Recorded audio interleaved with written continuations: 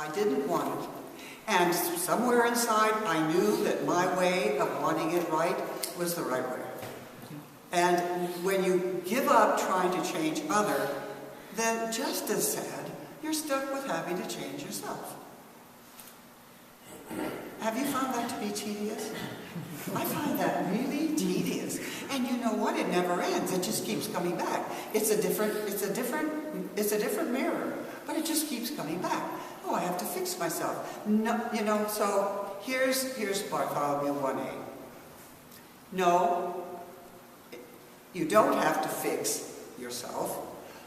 All that's necessary is the delightful, ever relaxed, never having to do anything, watching aliveness, being aliveness, not watching aliveness, it's even a bad word to use. So seeing the unfoldment of aliveness as it moves, moment to moment, just being that aliveness, not thinking about that aliveness, not trying to find it. You know, people say to me when we work together, because I keep saying, you know, this being, just this being.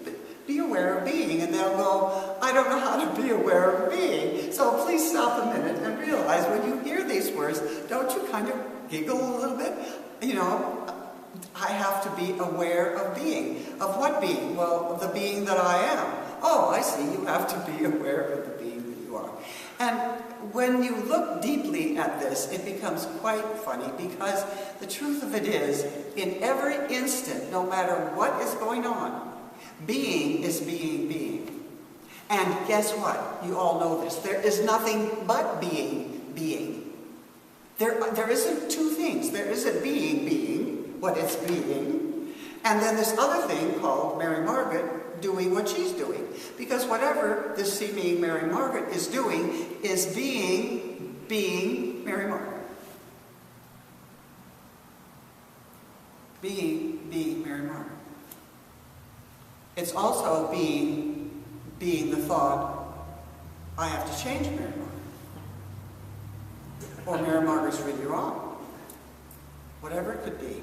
Whatever arises, it is being itself. The confusing separation comes when we think that there is a human entity called Mary Margaret that is moving in its own rhythm, figuring this thing out on its own, and somehow being is all around it. You know, this is often what people will say. Well, I see that I am an object in being.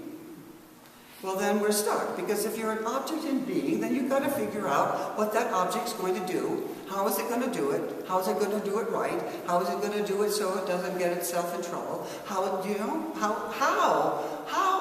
I going to be Mary Margaret? How am I going to be Mary Margaret?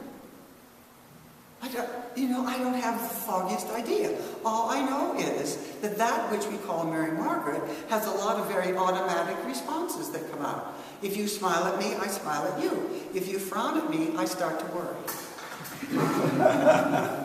What did I do wrong? That's exactly it. What did I do wrong? And then the next thing, how can I fix it? Right? You got it, right? And it all comes from trying to be Mary Margaret.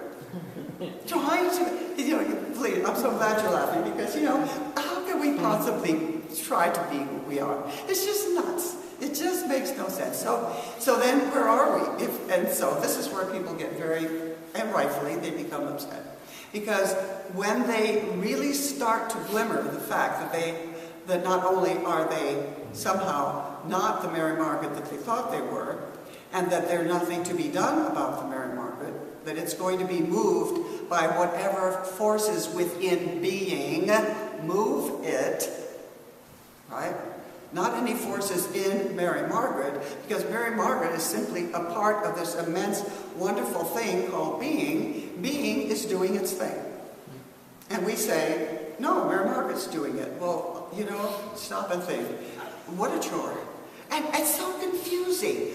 What are you going to do? How are you going to do it? How are you going to be Mary Margaret?